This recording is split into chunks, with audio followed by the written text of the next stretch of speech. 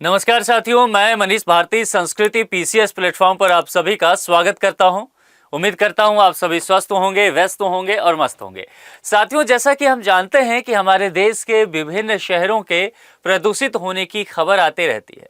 पटना भी उसी में से एक है, यानी कि बिहार की राजधानी। अब बिहार सरकार ने इस बात को लेकर के कमर कस लिया है कि पटना को पूरी तरह से क्लीन सिटी बना करके ही मानेंगे। इन तमाम बातों को लेकर के यह तय किया गया है कि अब हर सर्कल में एक कचरा स्टेशन तैयार कराया जाएगा और इन तमाम कार्यों में जो लागत की बात की गई है वह तकरीबन 53 करोड़ रुपया लगने वाला है। यानी कि जितने भी सर्कल में कचरा स्टेशन बनाया जाएगा उन चीजों को देखें तो अब जरा विस्तार से समझते हैं कि क्या सब बातें की गई है। कहा गया कि पटना को कचरा मुक्त और सुंदर बनाने की दिशा में पटना नगर निगम ने अब तक का सबसे महत्वपूर्ण और ऐतिहासिक कदम उठाया है। शहर के जितने भी सर्किल हैं उसमें अत्याधुनिक गार्बेज ट्रांसफर स्टेशन यानी कि जीटीएस बनाने का काम जो है युद्ध स्तर पर चल रहा है। इस महायोजना के लिए निगम करीब 53 करोड़ रुपए की भारी भरकम निवेश भी कर रहा है और यह प्रोजेक्ट राजधानी के शहरी ढांचे को स्मार्ट सिटी मॉडल की दिशा में आगे बढ़ाने वाला कदम बताया जा रहा है। क्योंकि पटना में भी अगर देखा जाए ना तो पोल्यूशन की स्थिति बहुत ही दयनीय है, बहुत ज्यादा प्रदूषण आपको देखने को मिलेगा। पटना के अगर कुछ एरिया आप छोड़ दें जो सचिवालय वगैरह का हिस्सा है, बाकी जगह आउटर में जाएंगे तो आपको यही कंडीशन देखने को मिलेगा कि हर जगह कचरा है। अब इस वजह से लगातार अब देखिए राज्य की राजधानी है और हर एक जगह कचरा दिखेगा तो निश्चित तौर पर अपने आप में स्वच्छता रैंकिंग जो आजकल होता है उसमें पटना नगर निगम का पोजीशन बहुत पीछे चला जाएगा। तो इन सब चीज़ों को लेकर के प्रयास किया गया है। इसके अलावा जिस तरह से प्रत्येक वर्ष जो है अब ठंड के महीने में AQI को लेकर के बहुत चर्चा चलता है, एयर क्वालिटी इंडेक्स, और उसमें पटना शहर का भी AQI बहुत ही खराब पाया जाता है, जैसे कि देश की राजधानी दिल्ली का है। तो इन्हीं सब चीज़ों को देखते हुए एक नई तरह की पहल शुरू की गई है जो अपने आप में बहुत बेहतर है। अब इसमें यह कहा गया है कि टेक्नोलॉजी से इसको बदलने की बात की जा रही है, यानी कि आजकल हम लोग जो है न्यू टेक एरा में है। तो कुल मिलाकर के अगर देखा जाए तो हर एक जो परेशानी हमारे जीवन में है उसका निष्पादन करने के लिए हम लोग कहीं ना कहीं टेक्नोलॉजी का सहारा लेते हुए दिख रहे हैं।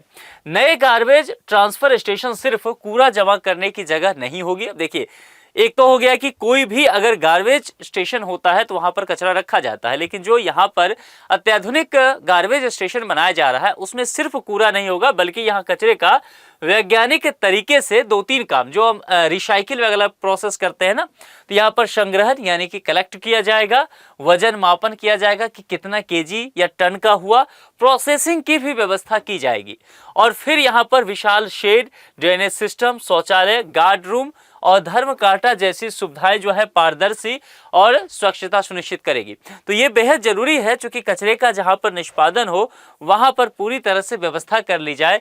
नहीं तो दिल्ली का उदाहरण पूरे देश के समक्ष है। दिल्ली में आपने देखा कि जो भलसवा डेयरी के पास आसपास जगह है वहां कचरे का पहाड़ पूरी तरह से बन गया। कोई व्यक्ति दिल्ली पहली बार आए और उस एरिया से एंट्री मारे तो उसे लगेगा कि दिल्ली में हिमालय कहाँ से आ गया है, लेकिन मजे की बात है वो पहाड़ नहीं है, वो कचरे का ढेर है। तो ऐसा ही ना कहीं हो जाए, इस बात को लेकर के भी तैयारी पहले से ही की गई है। इससे हर दिन आने वाले कचरे की सटीक निगरानी संभव होगी क्योंकि सबसे ज्यादा यही है मामला। आज के समय इतना नहीं है कि एक जगह से आपने कचरा को उठाया और दूसरे जगह जाकर के स्टोर कर दिया, क्योंकि इससे और परेशानी बढ़ेगा ही, है ना। तो यहाँ पर अब ये देखा जाएगा कि कितना टन कचरा आ रहा है, उसकी निगरानी किया जाएगा और यदि अनियंत्रित ढेर है तो उसको कंट्रोल कैसे किया जाए, उस समस्या को कैसे दूर किया जाए, इन तमाम चीजों पर भी ध्यान दिया जाएगा। स्टेशनों पर आधुनिक कॉम्पैक्टर यूनिट, हुक लोडर और कैप्सूल कंटेनर लगाए जा रहे हैं। इन मशीनों की मदद से कचरे को तेजी से संकुचित कर ट्रांसफर किया जा सकेगा, है ना। डीजी की जो यहाँ पर बात की गई है, डीजी सेट की भी व्यवस्था की जाएगी ताकि लगातार बिजली व्यवस्था भी यहाँ पर सुनिश्चित की जा सके, जिससे काम बिना रुकावट चलता रहेगा। इससे शहर में कचरा उठाने का समय घटेगा और अंतिम प्रोसेसिंग जो है वह अधिक फास्ट हो पाएगा और इफेक्टिव भी हो पाएगा। अब यहाँ पर कहा गया है कि जितने भी सर्किल हैं सभी पर इस तरह के कचरा स्टेशन बनाया जाएगा। सर्किल वार तेजी से आगे बढ़ रहा है निर्माण। परियोजना के तहत पटना सिटी में सबसे अधिक लगभग 9-7 करोड़ रुपए खर्च किए जाएंगे। जो 53 करोड़ रुपया मिल रहा है उसमें से तकरीबन जो आप कह सकते हैं 14 करोड़ के आसपास वो पटना सिटी में ही खर्च हो रहा है। बांकीपुर और पाटलिपुत्र अंचल में भी बड़े पैमाने पर निर्माण कार्य जो है इन सब चीजों को लेकर के जारी है।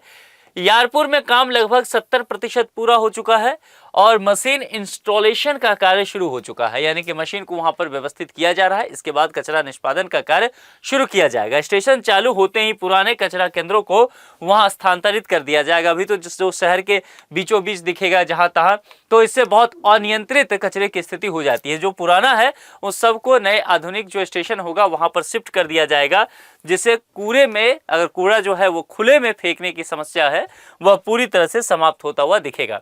बदबू से राहत भी मिलेगा। स्वच्छता रैंकिंग में भी सुधार होने की उम्मीद की जा रही है। नए स्टेशनों को इस तरह से डिजाइन किया जा रहा है कि कचरे से निकलने वाला गंदा पानी सीधे ड्रेनेज सिस्टम में जाए और आसपास के इलाकों में बदबू ना फैलाए, क्योंकि सबसे बड़ी समस्या यही होती है। इसीलिए जहां पर कहा जाता है कचरा निष्पादन केंद्र खोलने की बात की जाती है, वहां के जो रहने वाले लोग होते हैं वो इसका बहुत विरोध करते हैं। तो आसपास के एरिया में बदबू ना फैले, इन सब चीजों को भी यहाँ पर ध्यान रखा गया है। इससे न केवल नागरिकों को राहत मिलेगा बल्कि शहर की स्वच्छता रैंकिंग सुधार की गुंजाइश है। चूंकि लगातार देखेंगे देश के विभिन्न शहर स्वच्छता के मामले में बेहतर करते नजर आ रहे हैं और यही चीज जो है अब पटना नगर निगम ने अपने शहर पर ध्यान दिया है, अपने नगर निगम पर ध्यान दिया है कि पटना की भी स्वच्छता रैंकिंग बेहतर हो सके। यह प्रोजेक्ट राजधानी को साफ सुथरा, आधुनिक और रहने योग्य बनाने की दिशा में बड़ा बदलाव साबित कर सकती है। तो कुल मिलाकर के अब देखना होगा कि आने वाले कुछ ही महीनों में देखेंगे कि ये सभी जो सब स्टेशन वगैरह हैं कचरा निष्पादन का, सभी अपने आप में काम करने लग जाएगा और पटना को जो स्मार्ट सिटी बनाने की परिकल्पना है वह जल्द ही पूर्ण हो सकता है।